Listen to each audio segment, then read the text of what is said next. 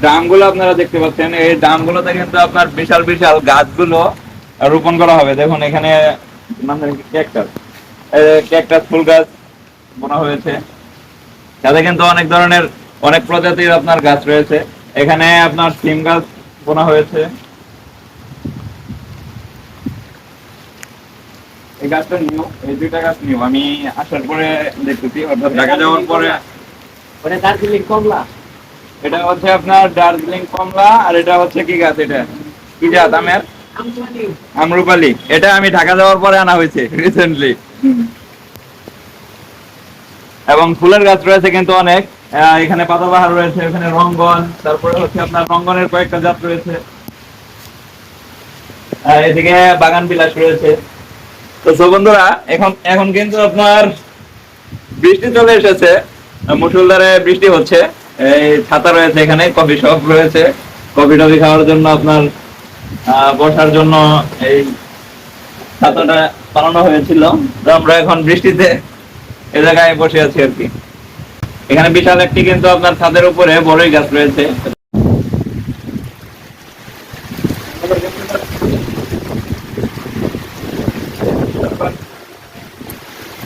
বন্ধুরা, ফাইনালি কিন্তু আমি চেঞ্জ করে চলে এসেছি এই বৃষ্টিতে ভেজার জন্য।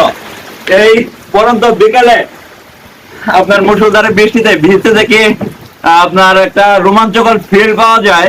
রোমাঞ্চকর যে ফিল পাওয়া যায়, এটা কিন্তু আপনি না ভিজলে কখনো বুঝতে পারবেন না। এর জন্য আপনার গ্রামের বাড়িতে আসতে হবে এবং ভিজতে হবে এই প্রাকৃতিক পরিবেশে।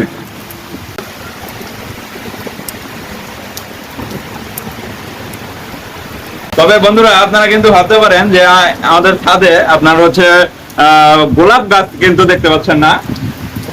আমাদের কিন্তু প্রচুর পরিমাণে গোলাপ গাছ ছিল, কিছু ছাঁটাই করা হয়েছে। এবং যেহেতু গোলাপের এটা সিজন না, আপনার হচ্ছে গোলাপ গাছগুলো এখন লাগানো হবে। আপনারা যেহেতু ড্রাম দেখতে পাচ্ছেন, এই ড্রামগুলো প্রস্তুত করা হয়েছে। শীতের মৌসুমে কিন্তু এই গাছগুলো খুবই ভালোভাবে সতেজ হয় এবং ফুলগুলো কিন্তু আপনার গোলাপ ফুলগুলো কিন্তু আপনার হেমন্ত এবং শীতে কিন্তু খুব ভালোভাবে ফোটে এবং হচ্ছে গাছগুলো কিন্তু লালে রঙিন হয়ে থাকে। তো বন্ধুরা, এখানে গোলাপ গাছ লাগানো হবে এবং ওই সাইডে কিন্তু গোলাপ গাছ রয়েছে, আপনাদেরকে আমি ওইভাবে দেখাইনি। গোলাপ গাছ রয়েছে এখানে, আপনার হচ্ছে একটি বেদানা গাছ রয়েছে এখানে, বাগান বিলাস। এটা যেন কি গাছ, এটা বাড়ি ভোলাম, বাড়ি ভোলামের জাত এটা। এবং আরো গাছ ছিল, সেগুলো হচ্ছে কিছু গাছ হচ্ছে আপনার ছাঁটাই করা হয়েছে, যেগুলো গাছগুলো আমরা যেরকম ভেবে এনেছিলাম, যেটা বলেছিল সেটা আমরা পাইনি, এজন্য অনেক গাছ হচ্ছে আপনার ছাঁটাই করা হয়েছে। বেসিক্যালি এখন যে গাছগুলো আমরা সংগ্রহ করি, সেই গাছগুলো কিন্তু তার জাতগুলো খুব ভালোভাবে জেনে বুঝে তারপরে কিন্তু যাচাই বাছাই করে আমরা এনে থাকি এখন বর্তমানে। কারণ কয়েকবার আমরা প্রতারণার শিকার হয়েছি। যেমন বন্ধুরা, আপনাদেরকে যদি দুইটা গাছ দেখানো হয়, এই গাছগুলো কিন্তু আপনার রাজশাহী থেকে আপনার অর্ডার করে আনা হয়েছে।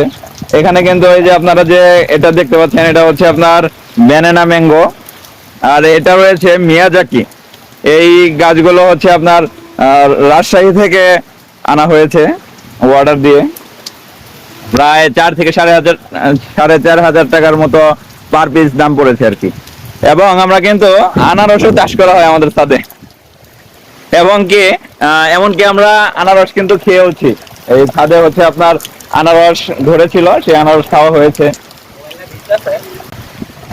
বন্ধুরা।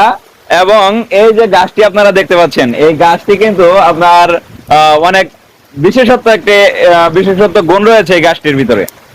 এই গাছটি হচ্ছে আপনার 6 ধরনের আম দিবে। বিভিন্ন ধরনের আমের এখানে লিস্ট দেওয়া রয়েছে। তো 6 জাতের আম দিবে এক গাছ থেকে। ভাবা যায়? এটা কোথেকে আনছো? এটাও কিন্তু, এই গাছটিও কিন্তু আপনার হচ্ছে রাজশাহী থেকে আনা হয়েছে অর্ডার দিয়ে।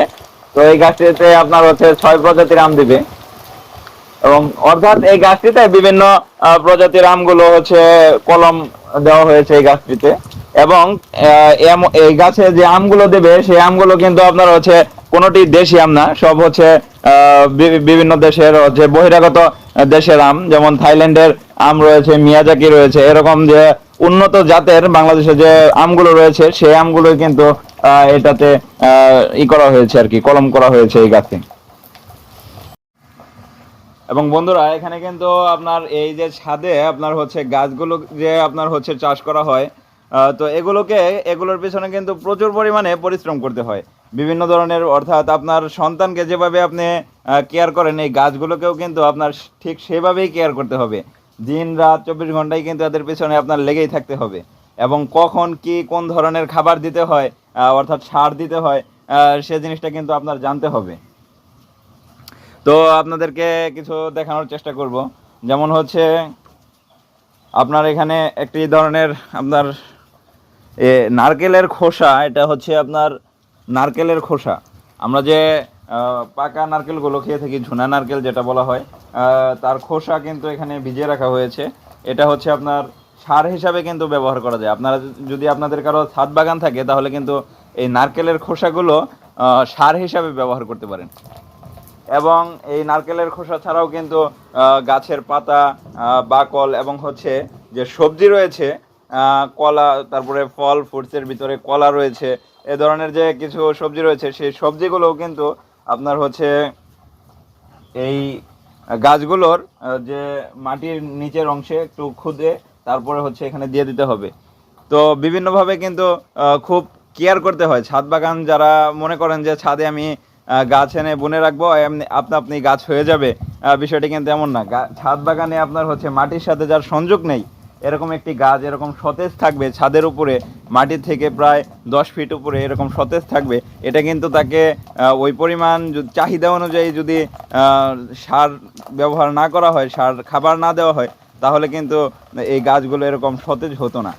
যেমন দেখতে পাচ্ছেন যে এই যে ছোট্ট একটি আপনার হচ্ছে আপনার কামরাঙ্গা গাছ, এটা হচ্ছে কতগুলো কামরাঙ্গা ধরে আছে, বড় ছোট। আমি একটা পেরে খেলাম কিছুক্ষণ আগে, এবং এখন কিন্তু আপনারা দেখতে পাচ্ছেন এখানে আপনার কামরাঙ্গার ফুল এসেছে।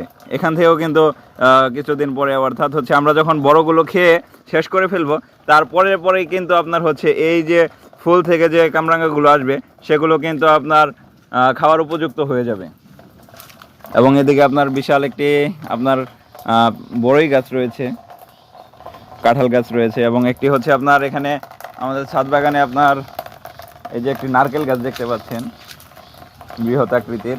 এটি কিন্তু আপনার হচ্ছে ভিয়েতনামি নারকেল গাছ। এটা হচ্ছে 2 থেকে 3 বছরের ভিতরে এটার হচ্ছে আপনার নারকেল আসবে।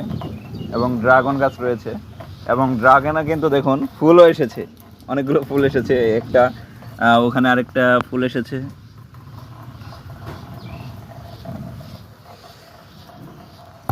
তো এটা এবছর প্রথম ফুল এসেছে, এজন্য একটু কম দেখা যাচ্ছে। এবং আমার নিচে আরেকটি ড্রাগন গাছ রয়েছে, সেটাতে হচ্ছে আপনার কিছুদিন পরই ড্রাগন আসতেছে, আমরা খাচ্ছি প্রতিনিয়ত। এবং এই যে কাঁঠাল গাছ দেখতে পাচ্ছেন, এটা হচ্ছে আপনার, এটাও কিন্তু আপনার হচ্ছে আপনার ভিয়েতনামি কাঁঠাল গাছ। অর্থাৎ এই কাঁঠাল গাছেই এই সিজনে, অর্থাৎ এই গ্রীষ্মে কিন্তু আপনার হচ্ছে কাঁঠাল আসবে সম্ভবত। এই যে কাঁঠালের হচ্ছে যে মুকুলটা বের হয়, ফুলটা বের হয়, এটা কিন্তু দেখা যাচ্ছে। তো বন্ধুরা, আপনার বৃষ্টিও থেমে গিয়েছে, আমাদের ভেজাও অনেকটা শিয়াল ভেজার মতো বলা যায়, শিয়াল ভেজার মতো অবস্থা। তো আমরা এখন নিচে যাব, নিচে গিয়ে ফ্রেশ হয়ে পরে বের হতে হবে আমাদের। তো আজকের ভিডিওটি আমরা এখানে শেষ করছি। ভালো থাকবেন সবাই। এই ভিডিওটি যদি ভালো লেগে থাকে অবশ্যই লাইক, কমেন্ট, শেয়ার করবেন, এবং আমাদের চ্যানেলে যদি আপনারা নতুন হন অবশ্যই সাবস্ক্রাইব করে পাশে থাকা বেল বাটনটি প্রেস করে দিবেন, এবং আমাদের পেজে নতুন হলে পেজটি লাইক করে দিবেন, এবং আমাদের ভিডিওটি অবশ্যই শেয়ার দিবেন, শেয়ার দেওয়ার অনুরোধ থাকবে। ভালো থাকবেন সবাই, দেখা হবে অন্য কোনো নতুন ভিডিওতে।